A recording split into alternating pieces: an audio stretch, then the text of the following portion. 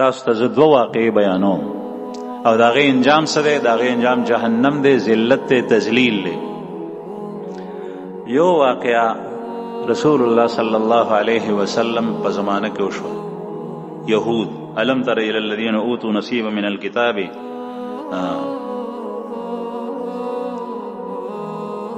یؤمنون بالجبت والطاغوت ويقولون للذین كفروا هؤلاء اهدى من الذین آمنوا سبیلا. په دې خپل کلام کې هغې واقعې ته الله پاک ځای ورکړی دی او د عبرت دپاره یې ورکړی دی الله جل شانه ځای. رسول الله صلی الله علیه وسلم په زمانه کې په مدینه منوره کې یهود پاتې کېدل. 2 غټې قبیلې وې، بنو نذیر او بنو قریظه. بنو قینقاع وو، دا وړه قبیله و، په دې کې زم وه. دی رسول الله صلی الله علیه وسلم چې مدینه منورې ته لاړو نو دی مال ته پاتې کېدل. نو د الله رسول ورته وفرمایل چې ګوره موږ تاسو سره جنګېږو نه، او تاسو موږ سره لوز وکئ چې زموږ خلاف به تاسو هم چا سره نه جنګېږئ. هغوی بالکل ټیک، موږ به تاسو ته څه نه وایو، تاسو او ستاسو دشمن سره به موږ تعاون نه کوو، زموږ دشمن سره به تاسو نه کوئ. د الله رسول ورته ووایي ټیک ده.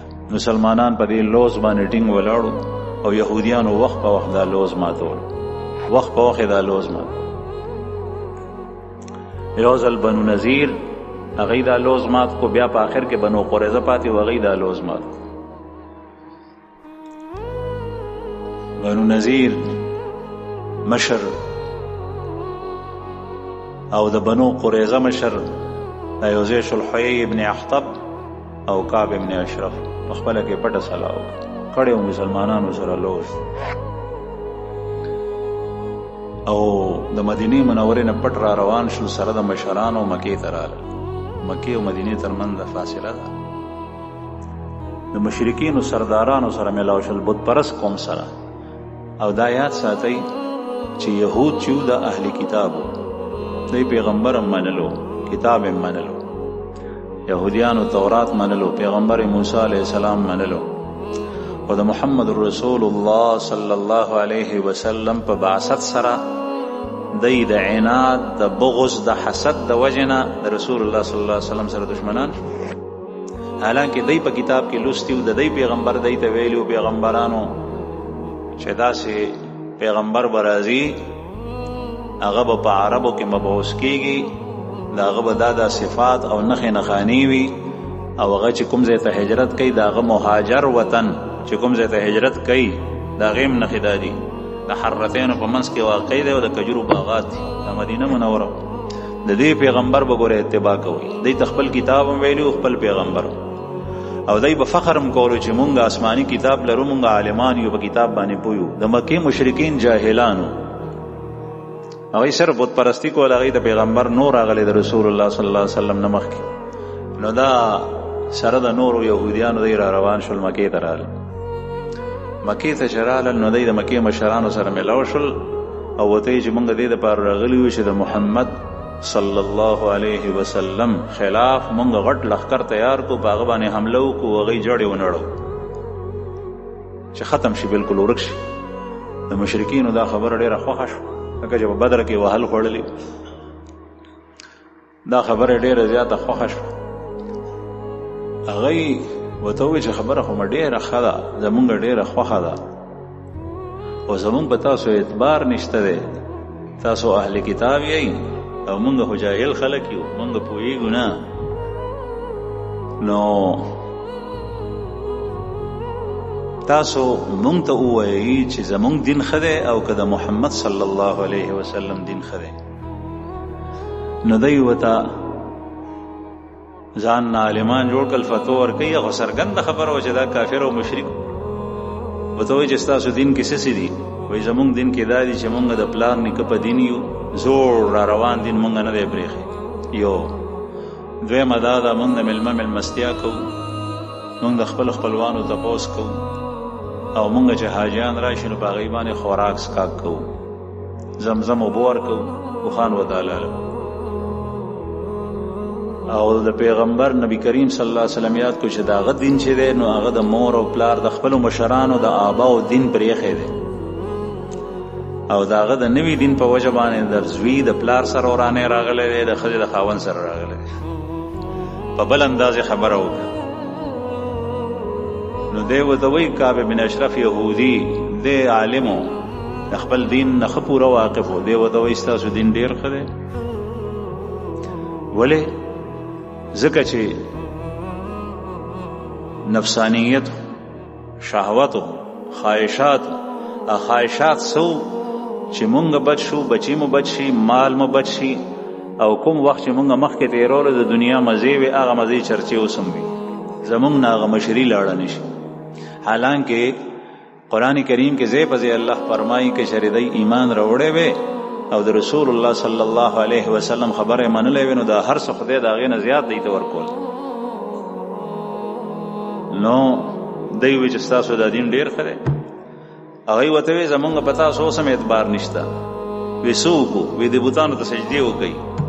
نو کعب بن اشرف یهودي او د حوی ابن خطب په سجده پرېوتل بوتان.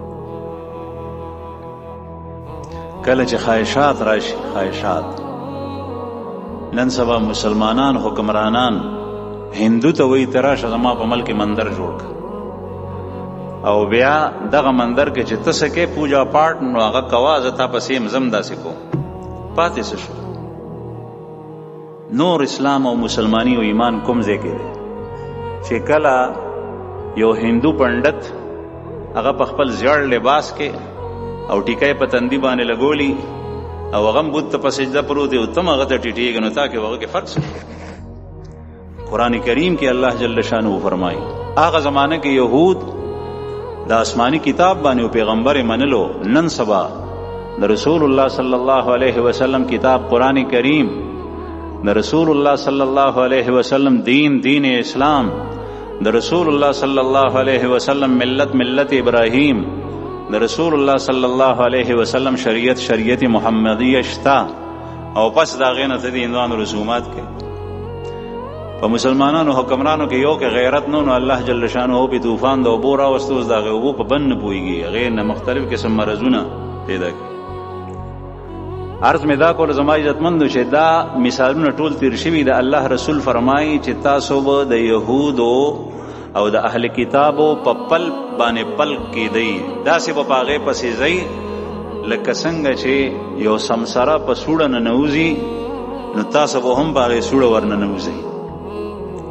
نن سبا مسلمانان هغه کوي، سره د هغې دا مسلمانان اتحاد ادیان نارې لګي په دنیا کې.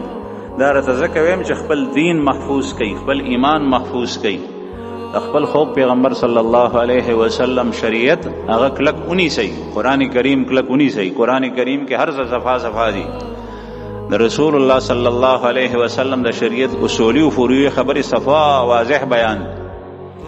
تا ته وایي چې یهودم په دین باندې دي، مسلمانان هم په دین باندې یو شی دی، دې ته اتحاد ادیان وایي. هندوم په یو دین دی، عیسایم په یو دین دی، دا ټول یو دي، رونه دي. کلم داسې نه ده. قرآن کریم ځای په ځای فرمایي الله جل جلاله چې دا کافر دا ستاسو دوستان نه دي. لا تتخذوا اولیاءکم، دا یهود دا نصارا په دوستۍ منی سي، دا ستاسو دشمنان دي.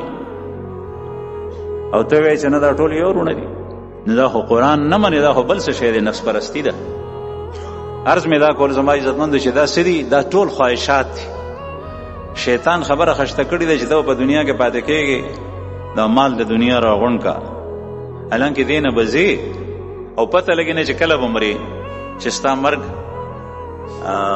10 کاله پسته، 10 میاشتې پسته، میاشت پسته، هفته پسته، که ورځ پس راځي چې دې عقیده باندې د ټینګ ولاړ یې دغسې کوې، نو په دغه حالت کې به ستا ساه وځي.